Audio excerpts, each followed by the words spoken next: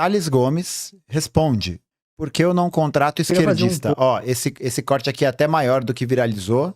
Vocês já devem ter ficado sabendo. Thales Gomes, um empresário aí do ramo educacional, desse ramo, que inclusive a gente já fez um react aqui, se você não conhece os membros densos, você que é membro denso deve estar lembrado, mas a gente já fez um vídeo analisando a rotina do Thales Gomes, né? E agora, nos tempos mais recentes, o Thales Gomes resolveu arrumar briga com todo mundo com essa fala que ele fez aí. Vamos conferir então. O Thales, ele levou a igreja para dentro do G4. Então Exatamente. A galera lá, tu caminha lá dentro, eu nunca fui, mas tem bíblias, o pessoal reza lá e tal. Tem grupo de oração. Grupo de oração. Com muito orgulho. E o pessoal deu uma guinada conservadora real na empresa. Tu acha que isso efetivamente ajudou a melhorar os resultados? Quantas empresas que têm 5 anos de vida que você conhece que faz 100 milhões de lucro líquido? Poucas, né? Poucas. Pô, esse ângulo que pegaram dele, horrível. Tipo, muito ruim, assim, pra uma entrevista de podcast, a cara do cara tá, tipo, nessa lateralzinha, né? Pô, muito ruim esse ângulo de câmera, pô. Parece que os caras fizeram aula de cenografia com o MBL. Caralho, MBL que tinha de vez, não sei se tem, né? Parei de acompanhar. Mas eles tinham aquelas câmeras, aqueles pé que ficava assim, né? E aí, galera, estamos começando mais uma live aqui. Estamos começando mais uma live do MBL com vocês. Ó, que legal. Era esse aqui, né? É o ângulo conservador. Vou fazer live assim agora. Pronto. Esse corte vai ser desse jeito. Vocês só vão ver o cortezinho do meu microfone aqui em cima. Vamos lá. Então, o Thales transformou a empresa dele em um centro de uma expedição cruzada. Poucas, né? Poucas. Então, essa é a resposta. Irmão... Mas tu acha que foi isso, a guinada, que isso ajudou, contribuiu, de que forma contribuiu? Eu quero que tu explique, contribuiu. Você que com certeza faz uma guinada conservadora na sua companhia, Thales Gomes explica agora em detalhes por que ele acredita que isso fez diferença nos resultados da companhia. Posso dar uma... Por que tá esse coração batendo aí, tum, tum, tum, no podcast? Linha de história em 3 minutos? Pode, pô, tá aí aqui Beleza. Vamos ver. Podcast raiz. Então vamos lá, cara. Vamos lá. Eu sou o único cara que vou perguntar tudo que vocês querem saber. Henrique VIII começa a comer uma mina chamada Ana Bolena e... Puta que pariu! Foi longe. Não, é isso, né? Não, é isso. Começou com, no princípio, não havia nada, né? Caralho. Mas enfim, vamos ver. Chat, vamos ver. Ana Bolena é foda. Vem que fala, porra, tomei um chá de buceta, eu quero ficar com essa mina agora. E aí ele vira pro Papa, fala, anula meu casamento aí que eu quero ficar com a Ana Bolena. O Papa falou, nem fudendo, mano. Aí tem um maluco chamado Thomas More. Thomas More fala assim, ó, irmão, nem pelo caralho que eu vou ser a favor de você casar com essa puta. E aí o Henrique VIII fica maluco, mano. Ele rompe com a igreja. Eu quero ver qual vai ser o papel do Thomas Moros nessa história, né? O Thomas Moros que é o autor da Utopia. Igreja Católica.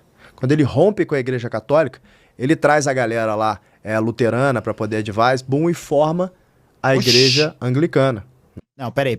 Vamos lá. Questão de contextualização histórica, né? Primeiro, Henrique VIII era casado com uma princesa espanhola católica chamada Catarina de Aragão, né? Catarina de Aragão. E aí, ele vai se separar, né, da Catarina de Aragão para tentar ficar com a Ana Bolena, sobretudo porque ele buscava um herdeiro masculino e que a Catarina de Aragão não havia conseguido dar para ele. Só que o Henrique VIII, né, muito esperto, muito safo, faz isso com outros interesses por trás, que era de, sobretudo, consolidar o apoio que ele já tinha do bispado inglês, né, do arcebispo da Cornualha, do arcebispo de... Não sei se é arcebispo ou bispo, acho que é bispo. Bispo de Canterbury, né, da Cornualha. Não, acho que é bispo de Cornwall, isso, bispo enfim, o apoio da igreja inglesa, que ele já tinha, né, que era uma igreja católica que funcionava com uma certa autonomia em relação à igreja romana, né, e aí nesse período das reformas protestantes, a gente vê vários teólogos, várias linhas da igreja sendo questionadas, e aí ele aproveita, né, que ele tá nesse imbróglio com o Papa, e ele consegue a anulação, né, ele vai forçar a anulação do casamento dele,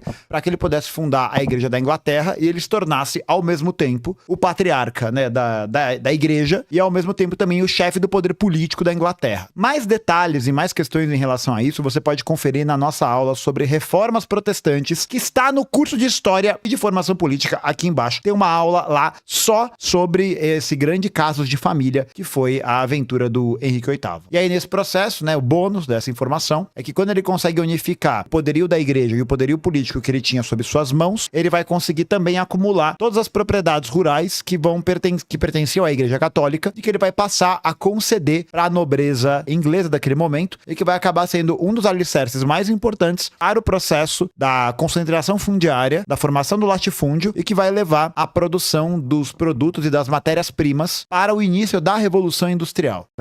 Nesse exato momento é a morte do Papa, né? Você perde a autoridade papal. Você faz a igreja anglicana basicamente por Henrique VIII comer Ana Bolena sem ninguém encher o saco dele. Beleza. Não é bem por isso, não. Mas tudo bem. Porque, inclusive, depois disso, o Henrique VIII, ele manda executar Ana Bolena, né? Ele vai acusar ela de alguma coisa. Enfim, ele vai executar 5 esposas, buscando esse herdeiro masculino. Então, não é que ele queria muito comer a Ana Bolena, né? A Ana Bolena não deu uma chave de... Enfim, né? Vocês entenderam? Não deu uma chave tão boa. Tinha uma questão política ali no meio e tal, que é uma contextualização importante. Só que quando morre o Papa, você perde essa autoridade papal, algum tempo depois, nego vai e corta a cabeça do rei na França, a Revolução Francesa. Pô, Caralho, que salto! Não, na moral, o cara é o Jardel Gregório de Lima da argumentação, velho. Ô, Thales, um salto aí, hein? Saiu da Reforma Tudor, né? Da Reforma Anglicana, século XVII, e pulou. Né? Não, acho que é século XVI ainda. Pulou, pluf, lá pra 1789. É aquele chapeuzinho de asa do Mario, sabe? Ele pega e fala, here we go! E sai voando. É isso, essa foi a diferença da linha. Eu não preciso de papa, eu não preciso de uma autoridade, um rei em cima de mim. Monarquia, tá maluco. Corta a cabeça do rei. Caos na França. Estica mais um pouquinho de tempo depois, o que vem? Pô, se eu não preciso de um papa, eu não preciso de um rei, eu não preciso de um detentor de capital mandando em mim também, não. Pô, revolução proletariada. Caralho. Comunismo. Você tem uma ligação, cara, umbilical de quando a Inglaterra rompe com a Igreja Católica até o surgimento do comunismo. Porque é sempre uma quebra de autoridade. Esquerdista não gosta de autoridade. Esquerdista não gosta de ordem. Peraí, calma aí. Você viu primeiro aqui. Gente, você viu primeiro aqui. Yuri Gagarin foi ao espaço porque Henrique VIII queria comer Ana Bolena. Eu vou repetir. Os soviéticos inventaram o caviar em lata porque Henrique VIII queria comer muito Ana Bolena. Muito. Estava duraço, entendeu? Duraço querendo comer Ana Bolena. É aquele meme do dominó, né? Queria muito comer Ana Bolena. Falência do capitalismo mundial, né, atrás. E o Aristóteles já dizia, Nossa, né, que o mundo basicamente ele é uma função de... É que eu me achava conservador, hein? É verdade. O mundo ele é uma função de força e potência, né? E aí, cara, a única coisa que verdadeiramente consegue trazer ordem para esse caos, né, consegue trazer potência para essa força, é o que a gente chama de Deus. Né? O Deus ele é uma força ordenadora, né? O mundo ele está constantemente em entropia. Então, onde que isso liga com cultura empresarial? Desde o momento que a gente nasceu, a gente está morrendo, a gente está entropizando. A empresa, ela sempre está tendendo à entropia. A única coisa... Como todas as coisas do universo, né? Meio que é isso, assim, mas tudo bem. A coisa que traz ordem para a empresa são elementos conservadores. E a igreja, ela é o maior elemento ordenador do mundo, pô. Há 2000 anos, a sociedade ocidental decidiu seguir uma série de padrões, uma cultura cristã, os mandamentos, e a gente se tornou...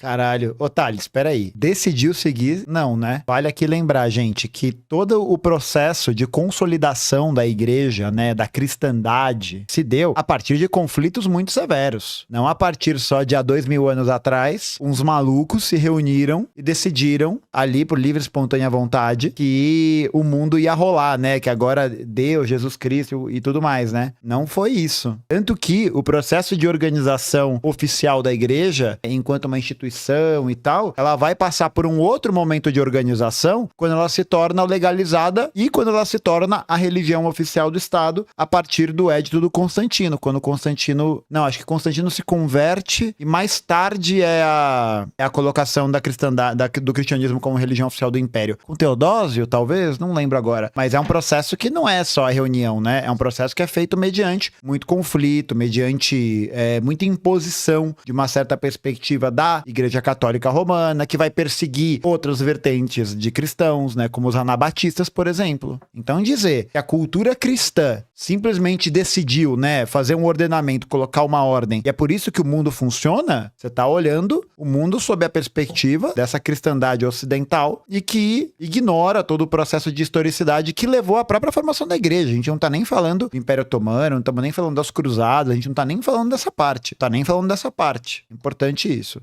A sociedade que mais prevail aí no mundo. E aí foi se perdendo. Prevail é muito bom, né? A sociedade que mais prosperou, né? Prosperou, mas enfim, no que isso significa fica muito vago, né? Prevail. Depois do iluminismo, a gente começou, cara, a basicamente deixar com que a entropia de fato ocorra na sociedade, porque a gente rompeu com a Igreja Católica, e aí a gente foi se perdendo, e hoje em dia é isso aí, meu irmão. Tá? Pô, a Igreja Católica já apresentava problemas antes do iluminismo, Essa né? loucura que a gente tá vivendo no mundo. Nego não sabe nem se é homem, se é mulher, não tem banheiro pra um, pra outro. Então, por que eu trouxe a igreja A la casa del carajo. pra dentro do meu negócio, cara? Porque eu trouxe uma força ordeira.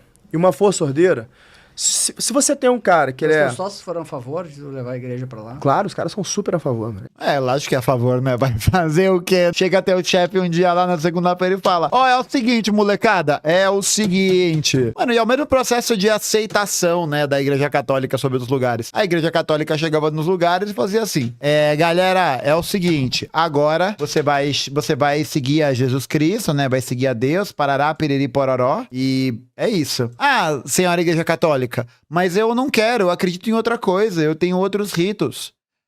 Ah, a senhora acredita em outra coisa? A senhora acredita em outra coisa? Que bom que você me disse isso, hein, senhor povo colonizado? Que bom! Fá! Só que aí a espada é metafórica no caso da empresa, né? Porque se você meio que vira e fala isso, né? Quem vai ser contra? Quem vai ser contra? Se a sua CLTzinha, o livrinho azul tá em jogo, quem vai ser contra, né? Complicado. Demissão por justa crença. Perfeito. Demissão, criamos uma nova categoria, né? Aproveitar a reforma trabalhista e tal. A nova categoria da demissão por justa crença. Perfeito. Demissão por justa crença. Quando você não creu na religião do seu chefinho. A gente é super comprado, velho. Se os caras tá lá, minha turma lá, uns moleques de 25 anos casando, tendo filho. Você acha que o cara que tá casando, tendo filho, indo pra igreja, vai ficar indo no pitico, cheirar pó e beber cerveja? Vai ficar fumando maconha? Que isso, gente? Que isso, cara? Vai ficar, porra, fazendo merda? O cara vai entrar e vai trabalhar, meu irmão. Porque tem um filho pra criar dentro de casa, e tem uma esposa que bota a ordem nele também, e, pô, e o cara tá ali, ele quer crescer na vida, e a gente paga acima do mercado mesmo, então ele fala, pô, aqui eu vou me dar bem nesse negócio. Então, o fato de eu ter me convertido e ter trazido essa conversão pra dentro da companhia, claramente trouxe mais ordem pra companhia. E isso, com certeza, faz diferença nos nossos resultados. Eu queria fazer um ponto. Pô, e aqui, ó, vamos lá. Ele tem razão, né? O Tales, acho que quando ele levanta essa questão sobre a ordem da autoridade e tal, que aumenta a produtividade, ele tem razão. Por quê? Porque ele vai começar, a partir desse momento, impor uma certa cultura para os seus funcionários, que vai garantir com que esses funcionários sigam restritamente essa dinâmica que ele tá colocando, né? Porque, afinal de contas, ele é o empresário, ele que coloca as regras sobre isso. E aí, ele utiliza desse discurso, né? Da religiosidade, né, da religiosidade como um elemento da ordem, né, como um elemento da colocação da autoridade, que é basicamente para você criar um subterfúgio, né, para você criar ali uma justificativa, uma legitimação pro tipo de regime de trabalho que está sendo colocado nesse ambiente. Tem uma outra questão que eu acho que é interessante de analisar também, que é a seguinte, né, quando ele faz esse caminho de que uma coisa leva a outra, a quebra de autoridade e tal, ele tá basicamente descrevendo o curso da história. Ele tá basicamente descrevendo o processo de como a história, ela é esse permanente, né, movimento em que os grupos estão ali disputando poder. É isso, né? No final das contas, a gente olha para a maneira de como o Henrique VIII vai se rebelar contra a Igreja Católica, de como os setores da burguesia europeia, né, da burguesia francesa, vão se rebelar contra o poder da monarquia absoluta, de fatias da burguesia, de fatias da nobreza, também condiz com essa percepção na luta pelo poder, né? Da mesma maneira como a Revolução Proletária, né, a Revolução Socialista, também também é articulada, né? Foi articulada a partir dessa dimensão e a partir dessa compreensão da disputa pelo poder, né? Então, na verdade, o que eu acho que aparece muito presente nesses discursos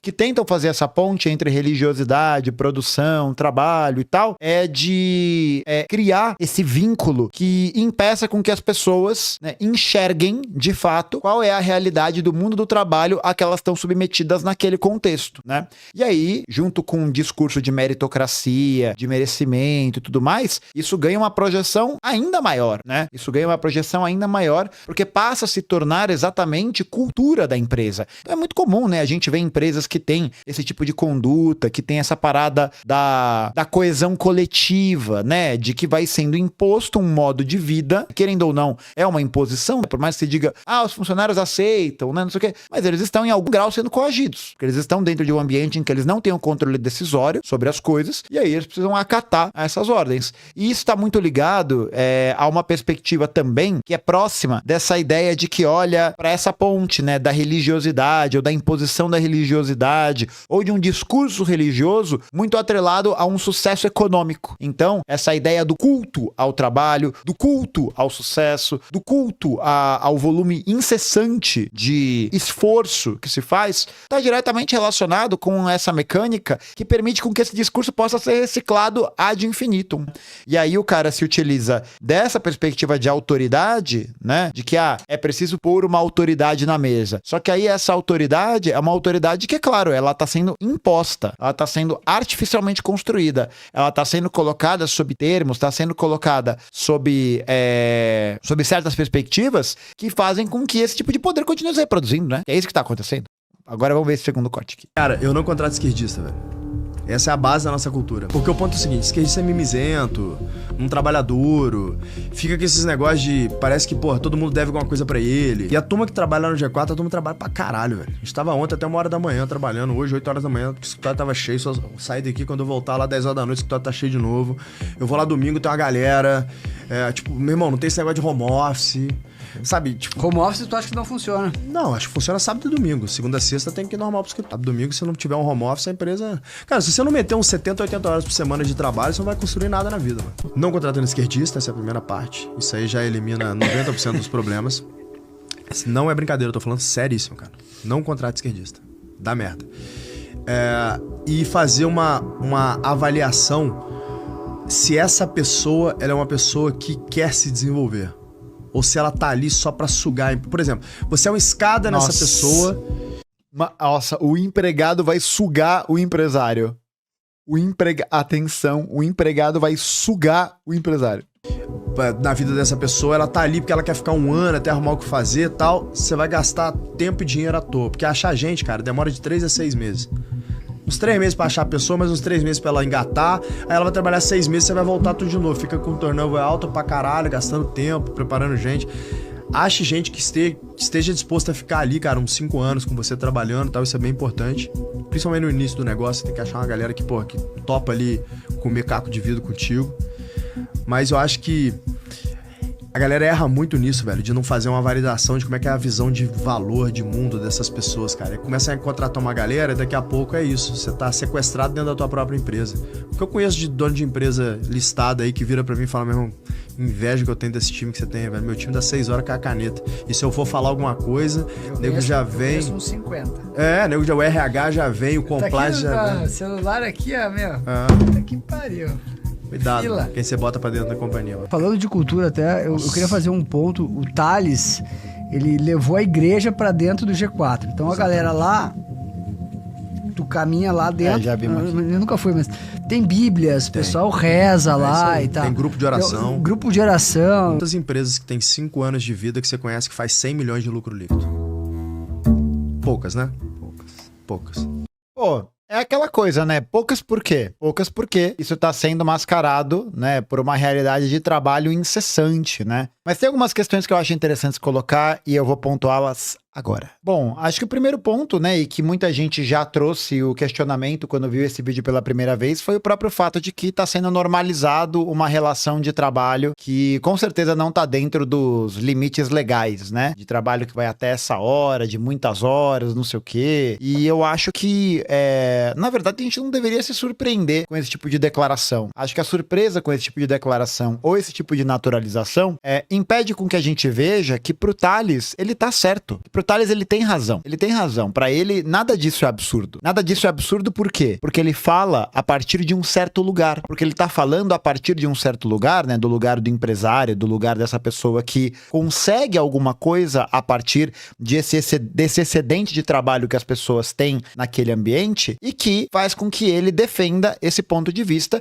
e que faça sentido ele defender esse ponto de vista. Gente, seria estranho, seria esquisito, seria diferente se ele não defendesse essas coisas que ele está defendendo. Eu acho que esse é o primeiro ponto, assim, pra gente entender de saída. O nosso choque com relação a essa fala, com relação a essa questão, com relação a esses processos, tá ligado à visão de mundo que ele tem e à visão de mundo que garante a estrutura para que esse modelo de negócio possa funcionar. Então eu acho que é algo que é muito presente nesse modelo empresarial de que os funcionários vão se ver como parte integral daquela construção, em que eles vão passar a se sentir dentro de uma certa missão, dentro de uma certa de um certo caminho, né? Acho que não é à toa também que a religião é colocada como um alicerce fundamental para que essa lógica possa imperar, justamente porque a partir da estruturação de uma lógica de dominação, né? E essa lógica do merecimento, da salvação, do caminho, esse tipo de comportamento passa batido. Ele passa de maneira natural, né? Ele passa e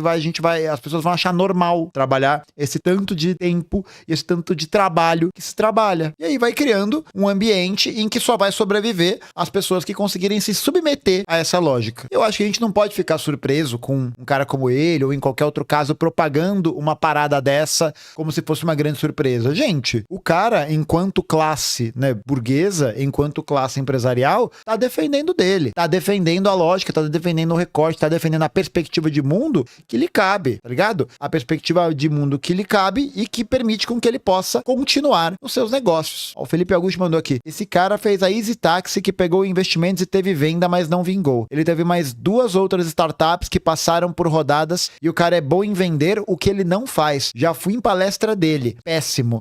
E aí tem todo esse discurso, né, que de alguma maneira veicula a posição desse cara, como de outros empreendedores, de outros empresários e tal, quase é uma ideia de uma missão divina, né, quase é uma ideia de um caminho iluminado. E aí eu vi outras pessoas falando também, né, que ele deve milhões de impostos para a União, que ele deve um monte de coisa de pagamento, né, com relação a essas taxações. Só que é isso, gente, não tem como esperar algo de diferente, né, não tem como esperar algo de diferente do absurdo que está sendo dito ali. Agora, o que é importante é a gente entender e localizar em que lugar esse discurso se encontra, em que lugar da luta de classes esse discurso está se encontrando, porque no final das contas ele está defendendo dele, ele está ali defendendo essa perspectiva, e eu acho que, olha só que interessante também, quão ideológico é isso. Os liberais, os conservadores, né, vão acusar os esquerdistas, os comunistas, tal, de serem profundamente ideológicos, questionadores da ordem. Por quê? Porque para esse cara a ordem, ela é funcional. Porque para esse cara a ordem, ela tem uma serventia. A ordem, a organização da produção dessa maneira de como está sendo colocada, ela é útil, ela é importante. Por isso que ele vai defender essa perspectiva. Porque ele está defendendo a classe dele. Ele está defendendo os mecanismos que permitem com que a classe dele possa continuar existindo. E aí aqui a gente não precisa nem dizer, né, que os esquerdistas não trabalham, né, não sabem trabalhar. Não, claro que sabe, a gente sabe disso. Isso aí é um espantalho que está sendo propagado para gerar corte, para gerar, enfim, né, nem sei se essa pessoa passa por um processo de holofotação, né, porque ele já tem muita atenção, ele já faz parte do poder, mas acho que é importante a gente ver esse discurso a partir desse recorte de classe, de ver que são justamente esses trabalhadores que questionam essa autoridade da qual ele sente falta, da qual ele faz referência e que impedem que o negócio dele possa prosperar, que de alguma maneira nem impedem, né, mas causam percalços para que o negócio dele possa prosperar. Como boa corintiana que sou, nunca nem ouvi falar de G4. Pois é, mas a situação do Coringão não está boa, não está boa. Mas acho que no final das contas é isso, gente. Não tem por que a gente estranhar uma fala como essa. Talvez a gente se estranhe num primeiro momento, né, o bagulho da igreja na empresa, tal. Pra quem viu o vídeo lá da rotina dele, tá ligado, né, que tinha a bandeira ali da empresa e a bandeira da monarquia do lado.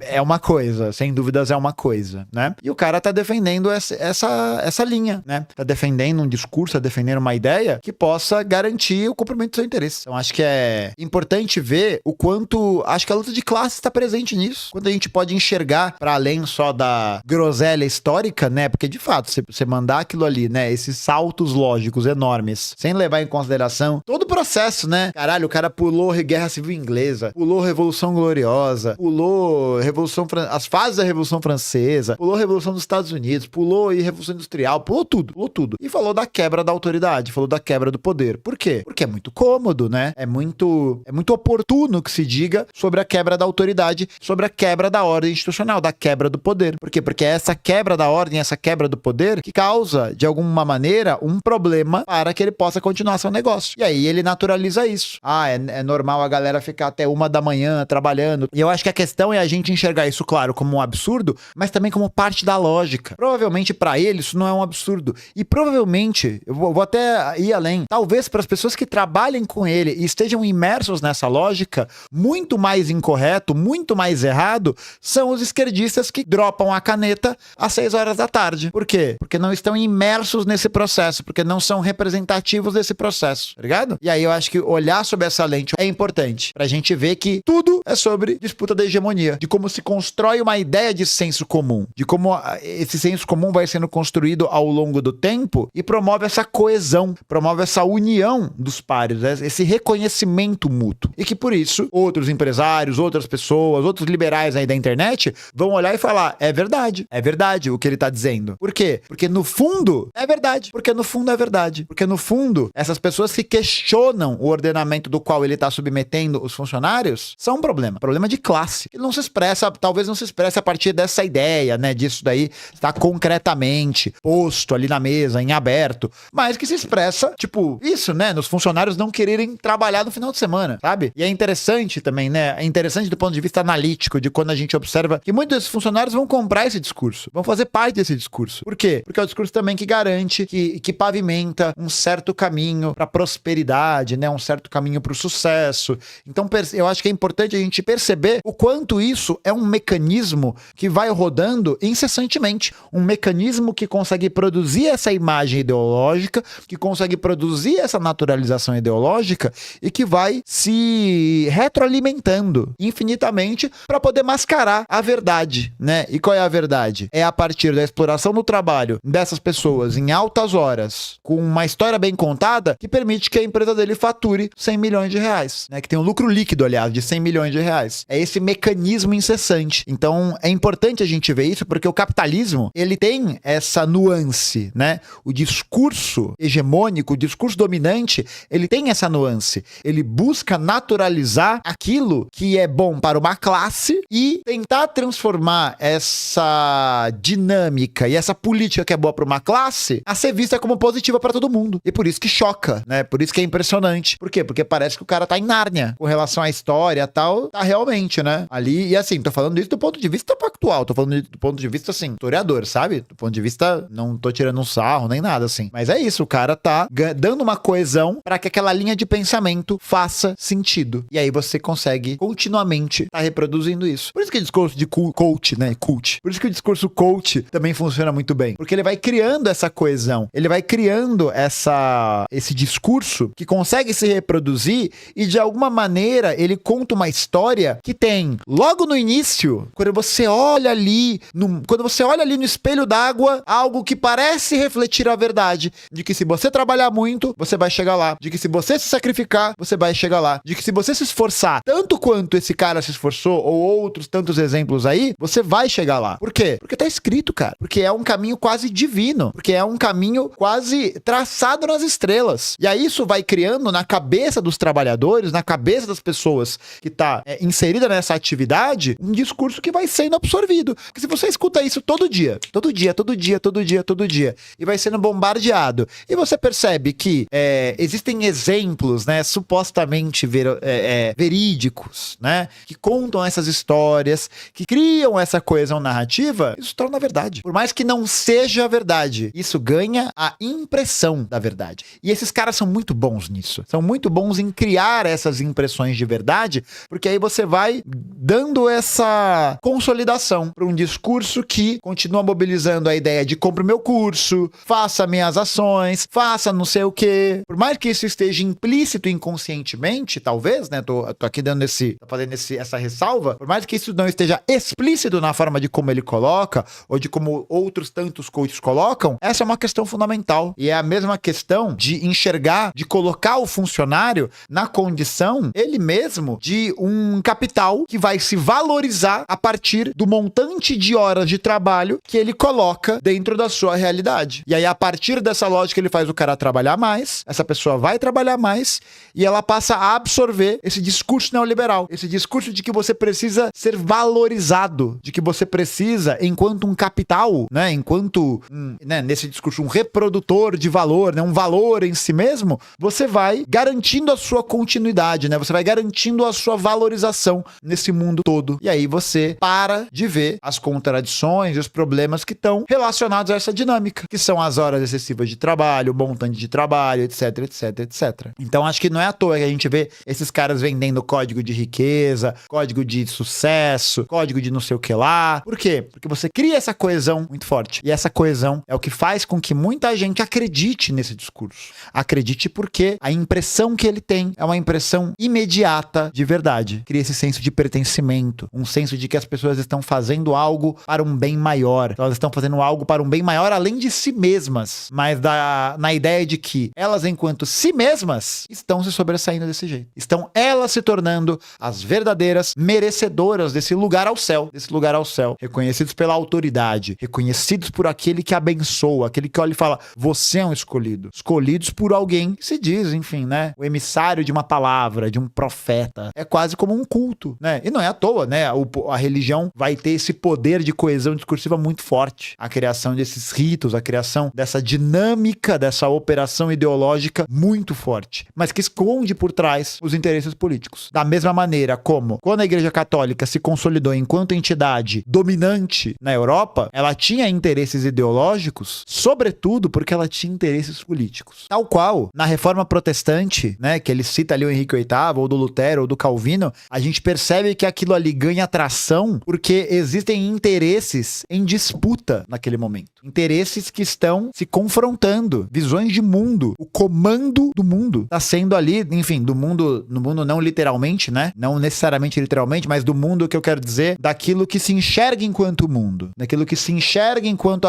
a realidade total. E aí você tem a Revolução Francesa como o quê? Um foco de disputa pelo poder e que vai imprimir uma lógica, vai colocar uma hegemonia, vai colocar um senso comum da defesa da propriedade privada, da igualdade jurídica, da igualdade, da liberdade, da fraternidade. E quando a gente tem as revoluções socialistas, é mais um movimento desse. Um movimento que coloca em disputa essas forças e que precisa criar uma coesão, precisa criar um caminho para que os seus interesses sejam garantidos. Seja por meio da política, seja por meio do controle dos aparelhos ideológicos do Estado, seja por meio de outras instituições que estão diretamente articuladas e interessadas na manutenção desse poder. Então, esse discurso, esse tipo de percepção da realidade, esse tipo de veiculação da realidade, serve exatamente para se contar uma história. Para se contar uma história e para que essa história tenha coesão e que as pessoas que escutem essa história tomem ela imediatamente como verdade. Porque no primeiro momento vai parecer verdade, mas quando você investiga um pouquinho mais a fundo, você percebe que atrás dessa mensagem, atrás dos absurdos, né, atrás de essa suposta verdade, atrás desse gimo que está sendo dito, desse veneno de cupim que está sendo dito, há um interesse de classe, há um interesse claro de classe e que se expressa no fato de que a empresa dele lucra liquidamente 100 milhões de reais por mês. E esse dinheiro, a maior parte dele, adivinha só, vai pro bolso dos seus proprietários e não dos seus trabalhadores. Esses que ficam até 1 da manhã trabalhando durante a semana. É o que é.